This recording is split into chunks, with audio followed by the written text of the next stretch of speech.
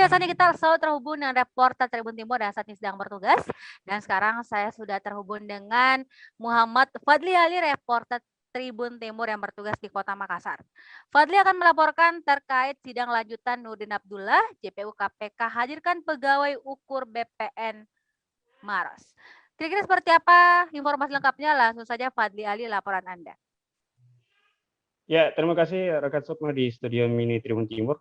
Seperti diketahui, sekitar pukul 10.45 waktu Indonesia Tengah tadi, sidang lanjutan terdakwa Nurdin Abdullah dan juga terdakwa Edi Rahmat jalani sidang lanjutan di Pengadilan Negeri Makassar Jalan Kartini, di mana dalam sidang kali ini ada satu saksi yang dihadirkan oleh Jaksa Penuntut Umum Komisi Pemberantasan Korupsi JPU KPK, di mana sudah dijelaskan tadi bahwa satu orang ini merupakan pegawai Badan Pertanahan Negara Kabupaten Maros bernama Aswan Irham, di mana Aswan ini dihadirkan untuk menjelaskan bagaimana terkait tanah yang kemudian diukur di lahan milik Nurdin Abdullah.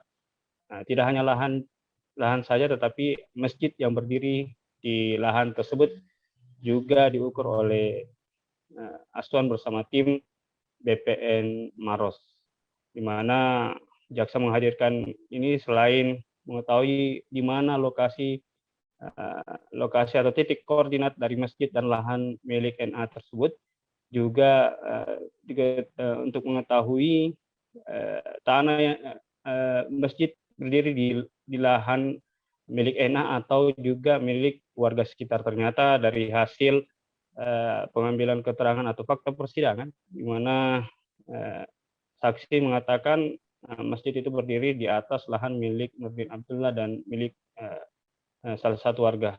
Jadi ada dua sertifikat tanah di mana masjid yang dibangun di lahan dan lahan milik NA dan lahan milik warga. Ya, Fadli, lantas seperti apa jalannya persidangan, Fadli? Apakah berjalan lancar sebagai mestinya atau ada fakta menarik yang ditemukan di persidangan? Ya, rekan semua, bahwa jalannya persidangan kondusif, tidak ada riuk-riuk seperti persidangan sebelumnya. Masyarakat atau pengunjung juga terbilang mematuhi protokol kesehatan dengan menjaga jarak, dengan orang di dalam juga tidak terlalu banyak, mengingat hanya satu saksi yang dihadirkan plus pembacaan satu BAP yang kemudian diberi keterangan oleh mantan Kepala Dinas Tanaman Pangan dan Hortikultura Sulsel yang 2 bulan lalu meninggal, Bapak Andi Ardin Cahyo, di mana JPU KPK hanya membacakan BAP saja, di mana pada saat almarhum Andi Ardin ini memberi keterangan di Polda Sulsel belum lama ini. Selain itu, hal yang menarik bahwa usai persidangan kita wawancara JPU KPK terkait apakah akan ada saksi yang akan dihadirkan lagi di sidang selanjutnya.